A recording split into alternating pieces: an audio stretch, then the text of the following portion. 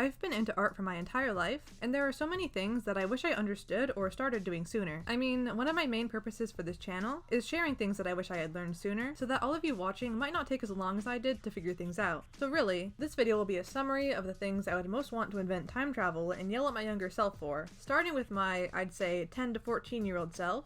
Oh boy, where to start? The first thing is that I would tell myself to stop obsessing so much over how to draw books. Particularly, the ones that start every drawing as a bunch of circles. I've talked about this before on my channel, and I do think some of these books can be really fun and helpful, but perfect circles are such a boring shape. Rather than following so many of these step-by-step guides, I wish I would have just drawn from references. Maybe found some good art or pictures I really liked, and just copied and learned from those instead. That way, I could have gotten better at drawing with more interesting shapes and designs early on. I also, when I wasn't using these books, tended to draw only from my head, without using any reference. I guess sometimes it just seems like extra effort to find a reference to use, but trust me, it's worth it. If you watched my childhood sketchbook tour video, the drawings in that video were mostly, if not entirely, from my own head, which definitely held me back from improving. But I can't really blame myself for that. I was having fun drawing, and that's what really matters, especially at that age, but I know I would have liked to improve, and using references regularly would have benefited me a lot. Nowadays, at least half of my sketchbook pages are drawings from a reference. Think of it as drawing from reference is learning, and drawing from memory is practice. Just like how in a class at school, the teacher teaches you the material, and then you take homework home to practice it. If you didn't pay attention to the lesson, you probably wouldn't know how to do the homework. Without learning anything new, practice doesn't get you anywhere. And last of all, for this particular me, when I was starting out with digital art and animation, I didn't do any research on apps and programs, and the ones I used were not the greatest. Eventually, I moved on to using Procreate, which was so much better than what I had started with, and I really wished I had tried Procreate first, and then it took me like a year to convince my friend to get Procreate, or maybe more than a year. Anyways, now I'd say the rest of these things would apply to myself 2 or 3 years ago. More than anything else, I wish I was surrounding myself with more artists who were above my skill level. I got very comfortable with my skills and where I was at, and because of that, didn't improve nearly as much as I could have. When you are the lesser artist in a group, you keep pushing yourself to try new things and do better. So wherever you can, I recommend trying to find a group of skilled people to take part in. If you're 13 or older, joining an art Discord server is a great way to do this. These are places where you can share your work, get critique, and find inspiration. Feeling inspired and having a like-minded community makes it much more difficult to end up with art block. It's good to find one that has lots of people, but not too many, as you tend to feel very buried and disconnected in those. The best way to find one is by seeing if any of the artists you like have a Discord server you can join. I don't have one, but maybe I will someday. Who knows? These are also a great way to stay connected to what's going on in the art world, with people sharing and talking about contests and events. If you're too young for Discord, the community aspect may be a bit more difficult, but finding inspiration anywhere else online will still give you that motivation boost. And if you're in an art class, maybe your art teacher, or maybe the person who sits next to you whose art just seems impossibly good, can be your inspiration. Lastly, and sort of connected, is simply trying more new things. It's easy to get comfortable with your own art process and the tools and brushes you use, but there may easily be a tool gathering dust in your program that you would love so much, or a method you would prefer to your current one. For example, I recently started using the Photoshop mixer brush to soften my shadow edges and add texture, and it's made my process so much faster, easier, and more fun. You can find tutorials for your specific program to discover new tools, or just start clicking around to try to figure out what different things do. That pretty much covers it for me. If you have anything to add or similar experiences, I'd love to hear about it.